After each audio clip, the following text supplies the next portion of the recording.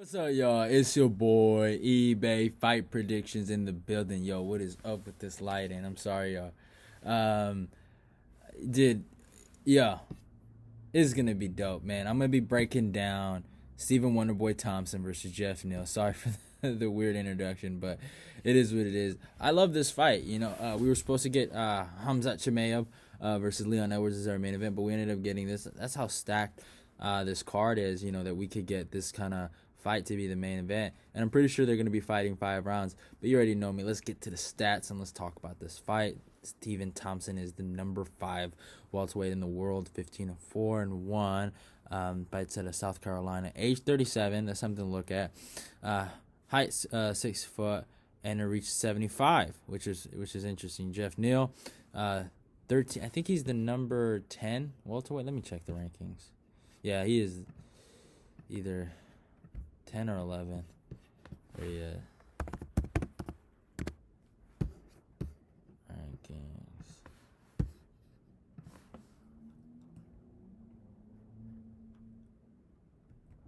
Yeah, he's a number 11.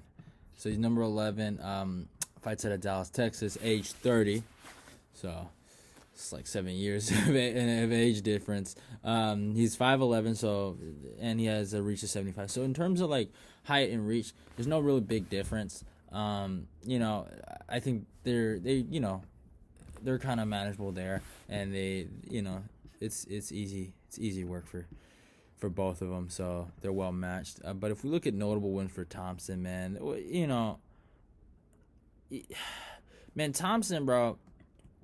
You got to look at Jorge Masvidal, Roy McDonald, Johnny Hendricks. The Johnny Hendricks ones was crazy because Hendricks, I think Hendricks at the time when he had lost to, I think he was off a championship fight. Like, he was supposed to fight Woodley, right? I'm positive he was supposed to fight Woodley, right? And he missed weight, and then they put him against Thompson, which was insane. That he was, but he was coming off a win against Matt Brown, and I think everyone thought they were going to do Robbie Lawler and Hendricks 3, which was interesting that they never did it. But it is what it is, and just Thompson knocked his ass out. It was crazy when he did that to him. I was like, oh my God. Like, he ended his career. And then, he fights Roy McDonald. That was so dominant. Like, after that, like, it was insane. Like, Roy looked like trash against him. It was insane how well Thompson kind of styled on him. And then he had the draw against Woodley, which he had a valiant effort against Tyron Woodley, man. That was a crazy fight. It was such a great fight. Like, I remember watching that live, and I was like, oh my God. Like, he got dropped in the 4th. He's so tough, and he was able to come back, get back up, and just, and win the 5th round, in my opinion. But it was a draw, and then they it's so crazy how they have a great fight the first time, and then they can't replicate. Like, the second fight was, atrocious. But, it is what it is. They end up, he ends up losing to Woodley. Then he has a bounce back victory over Jorge Masvidal, which was pretty good. He dropped Jorge. A lot of people forget that. He did drop him in, I think, in the 2nd or 3rd. And then he had that loss to Darren Till. Now, that one's kind of controversial. A lot of people think he won that, and I don't know. You got to look at the knockdown that Darren Till got him with, so I gave it to Darren Till. And then he had that loss to Anthony Pettis, which was so heartbreaking, bro. That was so heartbreaking, man. He was winning that whole fight until he got knocked out. I swear to God. He was winning that whole fight. And Pettis got him with that Superman punch and fucking lights out.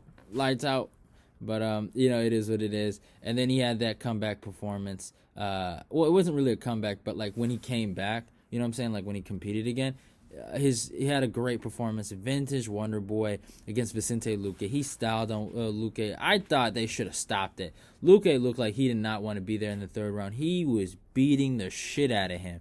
Like, he gave him a beating. That was crazy. And some people picked Vicente in that fight, man. And that's the thing. When I look at this matchup, Vicente Luque is a different fighter than Geoff Neal, but they both have something in common. They're kind of flat-footed in certain areas, and Wonder Boy's always on his toes. He has great footwork, But let's look at Geoff Neal's most, like, recent notable wins. But, man, like, first time I saw him was actually when he fought Frank Camacho. He killed Camacho. That was murder. What he did with that fucking head kick was insane. Then he had his wins over Bilal Muhammad, and I was impressed. But Nico Price, when he fought Nico Price, I actually picked against him. I actually picked Nico, and Nico almost proved me right. Right, and Nico was able. I know people say the headbutt, this and that, and that is true. But Nico was doing well in that fight. He was adding great pressure. He wasn't doing bad in that fight. And then Geoff Neal became a wrestler and started using ground and pound, which was interesting. And then he had his Mike Perry fight, his I think most notable win, right? It's kind of weird that that's his best win. I think that Nico and Bilal Muhammad are pretty, have aged pretty well, especially Bilal Muhammad since he's ranked now. But Perry at the time, he was coming off that, even though it was a loss, I thought he won that fight against Vicente Luque. He also had coaches. Perry with coaches is a good fighter, in my humble opinion. And he just finished him. And I think even though Perry has lost to Tim Means, as of late, Perry never got finished. And he was able to finish him. So he has power, right? But in terms of losses, I had to go all the way back and check out. He had lost to Kevin Holland, which is really interesting. I saw that fight. And I kind of got my answer that I wanted in terms of who do I think is going to win this fight. Even though Kevin Holland is a completely different fighter from Wonder Boy, the way Holland moves, it's kind of similar to Wonder Boy. He's always on his toes. He always has that sideways kind of stance, right? Just always giving nothing but his shoulder. Doesn't really give his stomach or his torso up. He's always just kind of he's in an angle, right? And he did a lot of interesting things. He was able to really mess with Geoff Neal, and he kind of forced Geoff Neal to play the wrestling game, which was interesting. I saw him go for a lot of takedowns in that fight, and he was super aggressive. But I can tell he gets tired. He didn't do well in the fourth. What did he get TKO'd in the third? He either got finished in the third or the fourth, but he didn't do well in those later rounds. And really, it's messing up his tempo. He's not good. I don't think he does well with adversity. He's won through adversity against Nico Price. I will give him that. But the way he won, it was almost like it was kind of weird. It just almost felt unnatural for him, to win that way. And it just felt like something he can't do with everybody. I don't think he can do what he did with Nico Price. I don't think he can do that with Wonder Boy. I don't think he can take Wonder Boy down and just put ground and pound on him. I don't think he can really do that. It's going to be interesting. But I just, after seeing the Kevin Holland loss and then seeing the way he performed against Nico Price, and he hasn't fought in a minute, even though, actually he's fought a lot sooner than Wonder Boy, I think. Yeah, he has. But, he Wonder Boy's been in there for a minute, he's competed for a long time. He's fought for titles. He's fought high-level competition. I don't think Geoff Neal's fought that kind of competition like a Wonder Boy, and I think there's going to be a reality check. I know a lot of people like this kid, Geoff.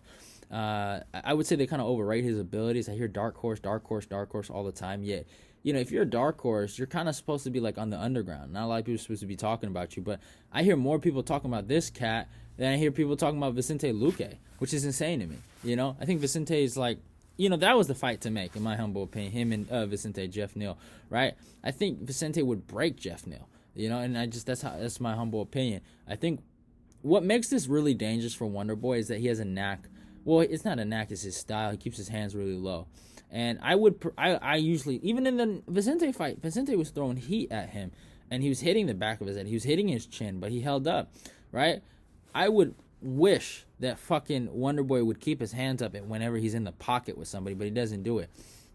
So I think if you're going to be picking Geoff Neal, I think that's what you're going to have to be hoping for if he catches him, because Geoff Neal has power, but that's such it's a lucky punch thing. It's I can't really, I don't buy on that, and I don't think he's that talented. Not that talented. I don't think he has the intangibles to really, let's say he does beat Wonder Boy. I don't think he goes far. I'm not a big believer in this kid. I don't want to be I sound like a hater. I hate when I do that, but it's just how I feel, man. Nico Price, right, got destroyed by Vicente Luque in their first fight. Go check out their first fight, right? Then they had a second fight that was more competitive.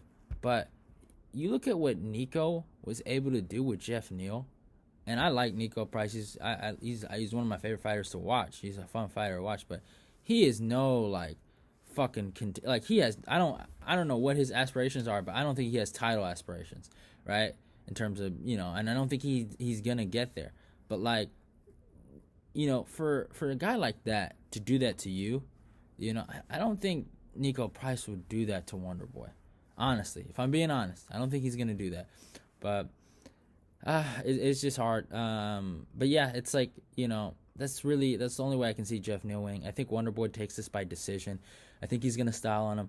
I think he's gonna he's gonna use his jab. I think he's gonna go in there and keeps his hands really low and just use complete offense. I think he's gonna move his head hopefully and not get hit and win a decision. I think there will be moments where it's competitive, but I think Neal will get tired in those 4th and 5th rounds. His arms will get filled with lactic acid. They will feel like 1,000 pounds, and he won't be as powerful, won't be as mobile, won't be as fast as he was in the first. And I think Wonder Boy gets him. I don't know if Wonder Boy, he might be able to finish him, but the problem is he could have finished Vicente, but he didn't. So that's why I am not going by a finish. I probably would like 4th round TKO. I would maybe a 4th, 5th round. He could do it. Like Holland was able to do it smartly, but like Wonder Boy, he's a snake in there, man. He knows when to give offense and he knows when to back up. And he's so good at backing up, like moving his head out the way and stuff like that. And just like even when he moves back, he's always throwing offense at you, So I think Wonder Boy gets this by decision. Hope you guys enjoyed the video. Go follow my Twitter, go follow my Instagram. Go click the notification button to get all my videos and get notified from my videos. Like, comment, and subscribe. eBay Fight Predictions is out. Love y'all. Goodbye. And, share this video if you want. But it is what it is. Love y'all and goodbye.